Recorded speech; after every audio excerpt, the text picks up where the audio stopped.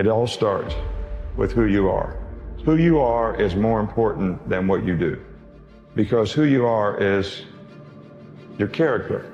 And your character is an accumulation of your thoughts, your habits, and your priorities on a day-to-day basis, because those three things determine the choices you make, and the choices you make you who you are.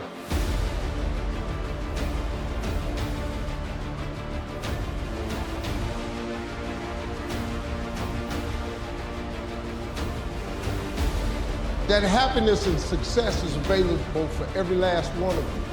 But I'm gonna tell you what you're gonna have to do. You're gonna change your mindset. If you're planning on being successful, you have to change this here.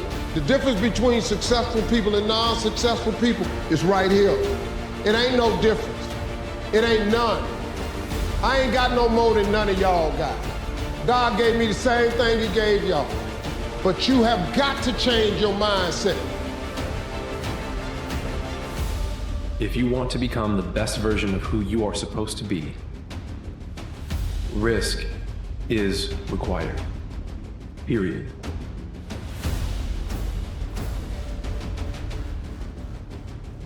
Whatever success means to you, properly define it, but always look at it in terms of, do I love what I do? Do I know what I'm doing? If opposition and adversity happens, will I still believe in what I'm doing? Can you be committed to the process of what you're doing without being emotionally attached to the results of what you're doing? Can you be committed to it in the midst of opposition, in the midst of adversity? Because if you can be committed to it in the midst of opposition, in the midst of adversity, now you can believe in it. So when it goes wrong and it doesn't play in your favor, you can still believe in what you're doing, and you're not gonna run. Love what you're doing, know what you're doing, but above all, believe in what you're doing, man. Practice makes improvement. You can always better your best. You can always go beyond anything that you have ever done. You'll never hit a state of perfection. You're always bigger than what you do. And so all you're looking for are new breakthroughs through practice and practice and practice. You'll get better and better and better.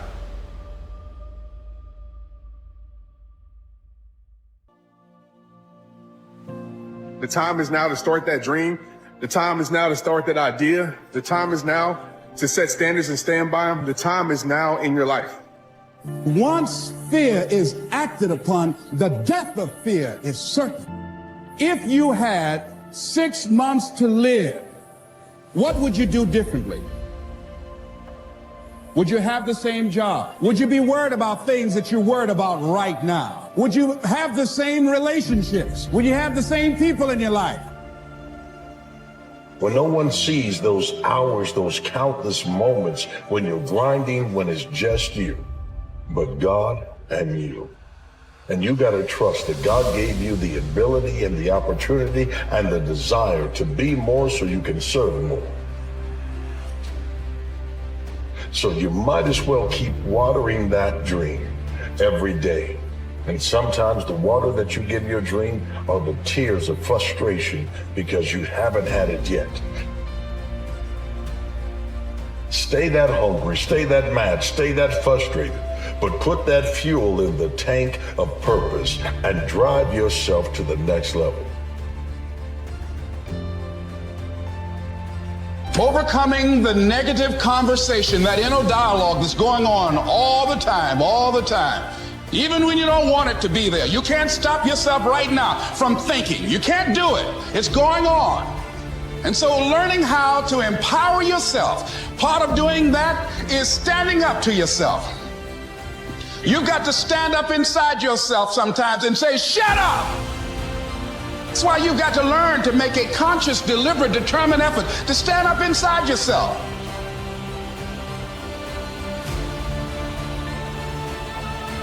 Working on yourself, watching that inner dialogue, it will determine the quality of your life. Playing small does not only affect you. Why do you play small? Why do you choose to remain silent when you know you were meant to speak up?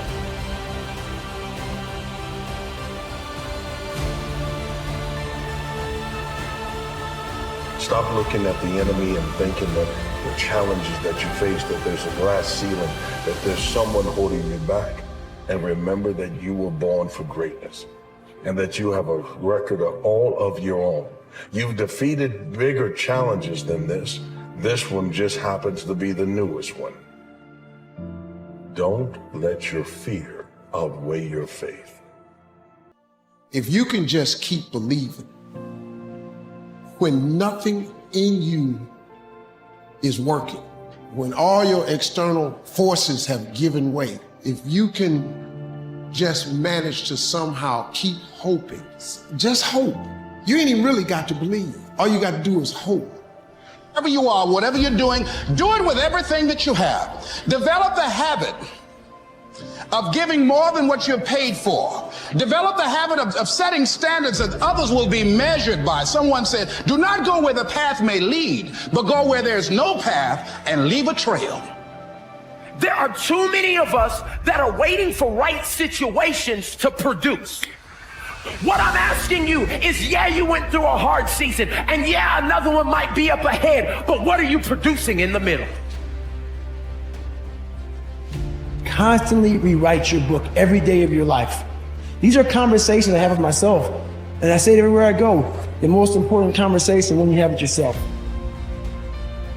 You live with it every single day, but most of our conversations are not the right ones.